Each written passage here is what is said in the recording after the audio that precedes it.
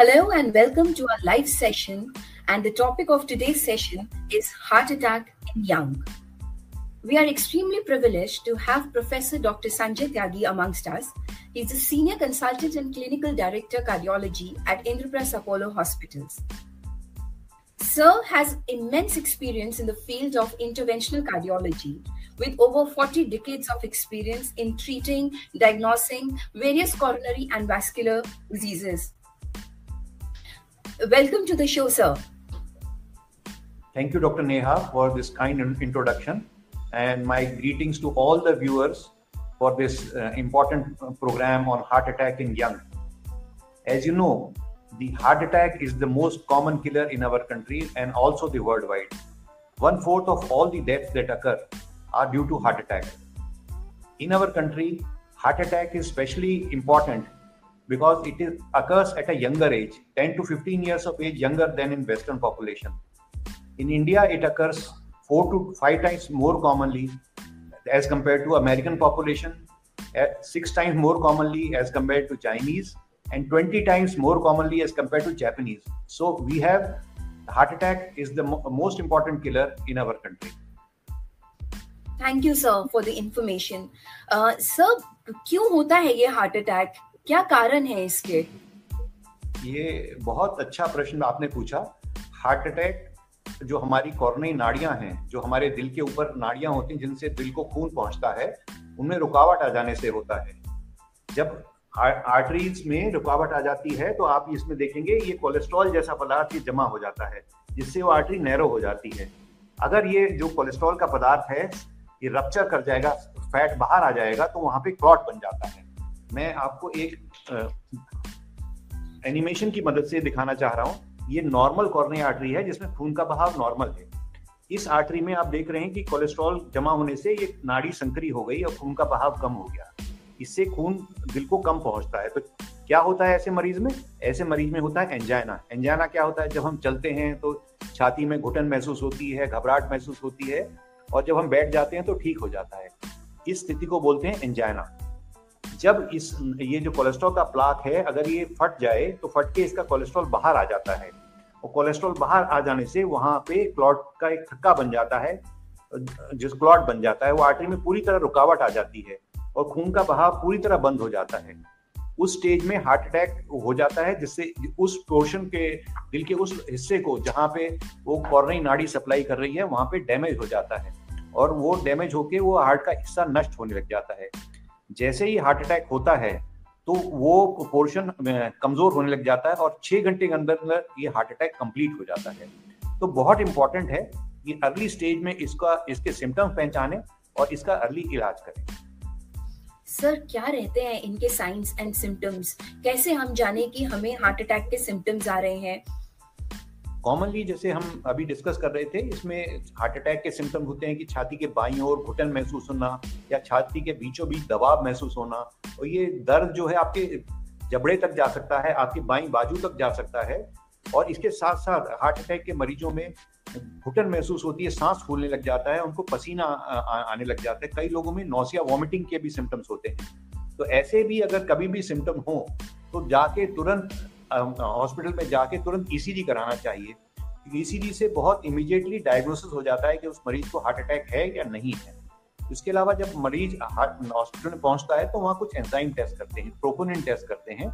उस enzyme test से भी हम कंफर्म कर लेते हैं कि वो हार्ट अटैक हुआ है या नहीं हुआ है। अगर आपको थोड़ा सा भी डाउट है तो आप अस्पताल की इमरजेंसी में जाके अपना चेकअप कराएं, क्योंकि अगर आपको हार्ट अटैक नहीं हुआ तो उसका इलाज डिफरेंट हो जाता है। पर अगर हार्ट अटैक है, जो कि एक सीरियस कंडीशन है, क्यों सीरियस कंडीशन है?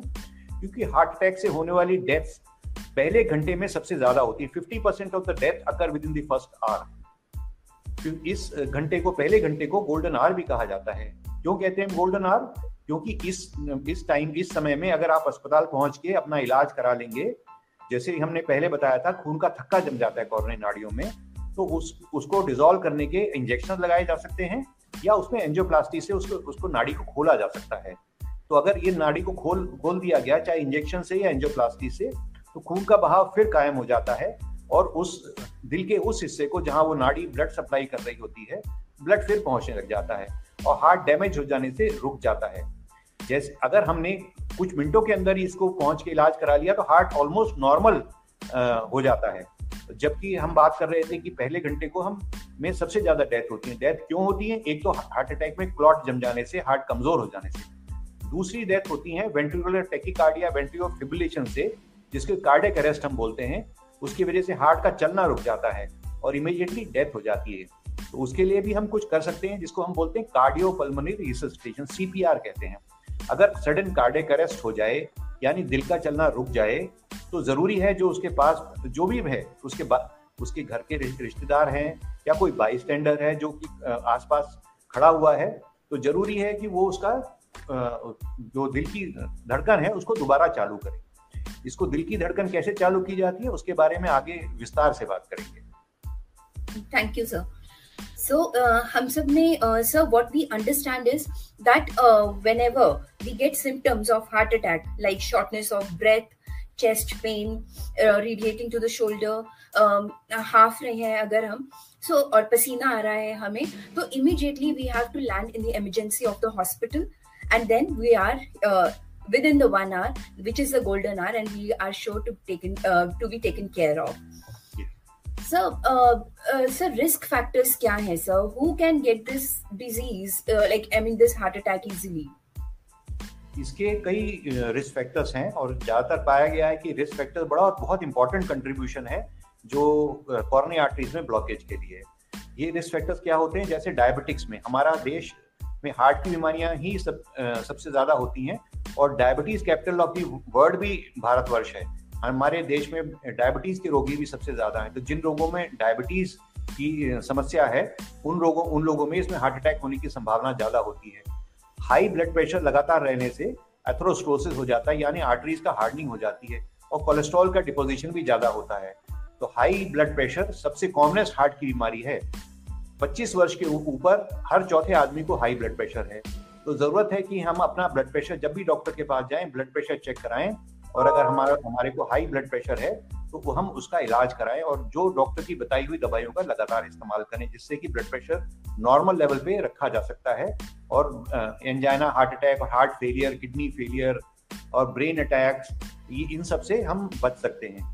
उसके अलावा हाई कोलेस्ट्रॉल होना, कोलेस्ट्रॉल का ज्यादा होना जो शरीर में, यानी कि जो हम ब्लड टेस्ट कराते हैं, जो कि हम प्रिवेंटिव चेकअप की बात भी आगे करेंगे, तो कोलेस्ट्रॉल का ज्यादा होना और पर्टिकुलरली LDL कोलेस्ट्रॉल जो होता है, खराब कोलेस्ट्रॉल होता है, वो ऑक्सीडाइज होके खून की नाड़ियों में उनकी एंडोथेलियम के नीचे पहुंच जाता है, वहां जाके कोलेस्ट्रॉल का प्लाक बना देता है और वो कोलेस्ट्रॉल जम के वहां पे नाड़ी को संकरी कर देता है। तो हाई कोलेस्ट्रॉल होना एक बहुत बड़ा रिस्क फैक्टर है। इसके अलावा स्मोकिंग से हमारा ब्लड प्रेशर बढ़ता है, वो नाड़ियां संकुरित हो जाती है, छोटी हो जाती हैं और हार्ट को ज्यादा काम करना पड़ता है। जब हाई प्रेशर पे काम करता है, ज्यादा तेज रफ्तार पे काम करता है, हम स्मोकिंग करें, टोबैको किसी भी तरह से लें तो ये भी बीमारी हो सकती है। इसके अलावा मोटापा एक बहुत बड़ा कारण है। कई लोग एक्सरसाइज नहीं करते हैं, मोटे हो जाते हैं, तो उन लोगों में भी हार्ट अटैक की समस्या बढ़ जाती है। इसके अलावा रेगुलर एक्सरसाइज से हम अपने कोलेस्ट्रॉल लेवल को कम कर सकते हैं, हम अपने शुगर लेवल को कंट्रोल कर सकते हैं और हार्ट को, पूरे शरीर को मजबूत रख सकते हैं। तो जो लोग व्यायाम नहीं करते, एक्सरसाइज नहीं करते, उनमें भी हार्ट अटैक होने की संभावना ज्यादा हो जाती है। इसके अलावा आजकल सर जैसे कि आपने बताया एक्सरसाइज, पर जैसे कि हम आजकल देख रहे हैं सेलिब्रिटीज, बॉलीवुड सेलिब्रिटीज, सब singers, they all do exercise sir, but still sir they land up having heart attacks and we go to the gyms, we have seen sir people collapsing. So sir, what is the reason for that? So even the exercise is becoming an enemy now. नहीं, एक तो exercise में बहुत जरूरी है कि जब भी हम एक्सरसाइज शुरू करें, एक वार्म अप जरूर होना चाहिए। चाहे आप दौड़ने जा रहे हैं, पार्क में दौड़ने जा रहे हैं या आप अपने जिम में जा रहे हैं, तो सबसे पहले वार्म अप जरूर करें। अगर अनकस्टमडली आप हैवी वेट लिफ्ट करना चल जाएंगे, हाई इंटेंसिटी एक्सरसाइज कर जाएंगे, तो इन चीजों का खतरा बढ़ जाता है। उसके अलावा डाइट में कंट्रोल बहुत जरूरी है। डाइट में कई बार हम देखते हैं कि जिम में जो लड़के लड़कियां जाते हैं, उनको वहाँ पे बताया जाता है कि आप खाली हाई प्रोटीन डाइट लीजिए, क्योंकि उससे मसल भी बिल्डअप हो जाएगी। और ये एक मिस इन्फॉर्मेशन है, क्योंकि हाई प्रोटीन डाइट लेने से एथेरोस्क्लेरोटिक रिस्क फैक्टर्स कम नहीं होते हैं, बल्कि मैक्रोफेजेस का एक्टिवेशन बढ़ जाता है, साथ साथ में हाई प्रोटीन जब हम लेते हैं तो यूरिया क्रिएटिनिन लेवल बढ़ जाता है और किडनी में जाके हमारी किडनी को डैमेज करता है। जो ग्लोमेरुलाई होते हैं जहाँ की ये यूरिया क्रिएटिनिन और जो फिल्टर हैं जो कि हमारे टॉक्सिक वेस्ट निकालते हैं उनमें डैमेज हो जाना स्टार्ट कर जाता है। तो एक बैलेंस डाइट का होना बहुत जरूरी है। जब आप हर चीज में लाइफ में बैलेंस से आप स्वस्थ रह सकते हैं, इसी तरह डाइट में भी बैलेंस होना बहुत जरूरी है। आप हाई प्रोटीन डाइट लीजिए पर केवल हाई प्रोटीन डाइट मत लीजिए, आप उसमें थोड़ा सा फैट भी 15-20% फैट भी होना चाहिए, उसमें कार्बोहाइड्रेट भी होने चाहिए, तो उसमें प्रोटीन भी होने चाहिए। तो एक मिस इन्फॉर्मेशन है और कई जिम्स में मैंने देखा है कि लोगों को बताते हैं कि आप एक्स जो है हाई ज्यादा लें, तो वो भी एक बहुत बड़ा रिस्क फैक्टर बनता चला है, मिस इन्फॉर्मेशन है। उसके अलावा जब भी जो स्ट्रेस एक बहुत बड़ा कारण है, जो आप सेलिब्रिटीज की बात कर रहे थे, एक स्ट्रेस ऑफ जो आजकल की लाइफस्टाइल है उसका स्ट्रेस भी है, उससे आपका कोलेस्ट्रॉल लेवल तो बढ़ता ही, ब्लड प्रेशर भी बढ़ जाता है और हार्ट को ज्यादा लेवल पे काम करना पड़ता है। तो एक हाई लेवल का स्ट्रेस भी एक डेथ का एक इम्पॉर्टेंट कारण है, जिसकी वजह से हार्ट अटैक और ये हो रहे हैं। पर अगर ये सडनली कार्डियक अरेस्ट अगर हो ही जाए जिम में, तो क्या करना चाहिए? तो हर आदमी, जिम वाले को, सबको आसपास पड़े, वो सीपीआर सबसे पहले जरूरी है कि सीपीआर उसका करें। हमने देखा कुछ प्रीवियस सेलिब्रिटीज की डेथ हुई है, उसमें उनको उठा के अस्पताल पहुंचाया गया। जब ये कार्डियक अरेस्ट होता है, खाली 3 मिनट होते हैं लाइफ और डेथ के बीच में, अगर ये 3 मिनट से ज्यादा का समय है, उसको ब्रेन को ब्लड नहीं पहुंचा तो वो डेड हो जाता है। फिर चाहे आप उसको वेंटिलेटर पर रखें या कुछ भी करते रहें, वो रिवाइव नहीं हो सकता। ये जानना बहुत जरूरी है। तो तुरंत उसका कार्डियोपल्मोनरी सीपीआर करके वहीं उसके हार्ट को रिवाइव करके तब आप उसको अस्पताल ले जाएं। और कब तक करते रहें ये अपना सीपीआर? जब तक कि एम्बुलेंस ना आ जाए, जब तक डॉक्टरी सहायता ना आ जाए, वो आपसे टेक ओवर ना कर ले सीपीआर को। तो चलते हार्ट को कंटिन्यूअसली मसाज करके, जो कि हम चेस्ट पे जो है कंप्रेशन पे, जैसे इसमें कैसे करते हैं कार्डियक मसाज, व्यक्ति को एक हार्ड सरफेस पे लिटा देते हैं। मान लो आपका जिम में ही आपको ये कार्डियक अरेस्ट हो गया, तो उसको एक फ्लोर पे लिटा दीजिए और उसके चेस्ट पे अपनी हथेली को रख के उसको 2 इंच करीब करीब लगातार दबाना होता है। कितनी बार दबाना होता है? 1 मिनट में कम से कम 100 बार। और हर 30 मिनट के 30 दबाने के बाद में सांस देना, उसको आर्टिफिशियल रेस्पिरेशन देना, मुंह से माउथ टू माउथ या एम्बू बैग से रेस्पिरेशन देना बेटर रहता है। पर अगर खाली एक ही व्यक्ति है वहां पे, तो वो क्या करे? वो कंटिन्यूस कंप्रेशन देता रहे, ऑक्सीजन उस कंप्रेशन से ही अपने आप थोड़ी बहुत पहुंचती रहेगी। कंप्रेशन नहीं छोड़ना चाहिए, क्योंकि हार्ट को आप सर्कुलेट करते रहेंगे, ब्रेन को आप ब्लड सप्लाई पहुंचाते रहेंगे, तो व्यक्ति वो जीवित रहेगा जब तक कि डॉक्टरी सहायता आए। डॉक्टर्स उसको दे के फिर उसको क्या करते हैं, जब कार्डियक अरेस्ट हो जाता है, वेंट्रिकुलर फिब्रिलेशन होती है, मतलब हार्ट जो है फिब्रिलेट करने लगता है, बिल्कुल धड़कन उसकी ऐसी तेज हो जाती है, पंप ही नहीं कर पाता, या कार्डियक अरेस्ट हो जाता है। तो जब भी वो पैरामेडिक्स आते हैं, डॉक्टर आते हैं, तो वहां पे एक डिफिब्रिलेटर लगा के उसको चेक करते हैं, और अगर वो वेंट्रिकुलर फिब्रिलेशन में तो एक शॉक दिया जाता है, शॉक से वो नॉर्मल रिदम में रिवाइव हो जाता है। तो इस तरह का मैनेजमेंट बहुत जरूरी है, और ये नहीं कि वो डिलेड अगर आप अस्पताल में पहुंचे तो डॉक्टर या कुछ भी कोई प्रोसीजर उसको ठीक नहीं कर सकते। Thank you, sir. Sir, you also emphasized like कि preventive health checkup कराना चाहिए, और हम बहुत बात करते हैं कोलेस्ट्रॉल के बारे में कि आप अपना कोलेस्ट्रॉल कंट्रोल में रखिए, या सो सर क्या सिग्निफिकेंस है सर कोलेस्ट्रॉल का, क्या इम्पोर्टेंस है कोलेस्ट्रॉल की हार्ट डिजीजेस में? डॉक्टर नेहा, आपने बहुत इंपॉर्टेंट प्रश्न किया कोलेस्ट्रॉल के बारे में, क्योंकि कोलेस्ट्रॉल के बारे में मिस इन्फॉर्मेशन बहुत सोशल मीडिया पे फैलती जा रही है, व्हाट्सएप मैसेज पे फैलती जा रही है कि कोलेस्ट्रॉल जो है शरीर के लिए जो है ज्यादा होना अच्छा रहता है। पर हमें बताएंगे एक नॉर्मल लेवल का कोलेस्ट्रॉल शरीर के लिए जरूरी है, और अगर कोलेस्ट्रॉल का हाई हो जाए, पर्टिकुलरली जो हार्मफुल कोलेस्ट्रॉल है, शरीर में जो कोलेस्ट्रॉल होता है 2 प्रकार से होता है। एक एलडीएल कोलेस्ट्रॉल होता है जो कि लो डेंसिटी लाइपोप्रोटीन कोलेस्ट्रॉल, वो हार्मफुल कोलेस्ट्रॉल होता है। दूसरा कोलेस्ट्रॉल होता है हाई डेंसिटी लाइपोप्रोटीन कोलेस्ट्रॉल, यानी एचडीएल कोलेस्ट्रॉल, वो प्रोटेक्टिव कोलेस्ट्रॉल होता है। वो प्रोटेक्टिव क्यों होता है कि जहां भी कोलेस्ट्रॉल का ज्यादा होता है नाड़ियों में या लिवर में, तो वो उसको निकाल के बाइल के रास्ते से निकाल के कम कोलेस्ट्रॉल का लेवल कम कर देते हैं। इसलिए हम जब एक्सरसाइज करते हैं तो उससे एचडीएल कोलेस्ट्रॉल लेवल बढ़ जाता है और एलडीएल कोलेस्ट्रॉल लेवल कम हो जाता है। तो जरूरी है कि हम अपना एलडीएल कोलेस्ट्रॉल लेवल कंट्रोल रखें।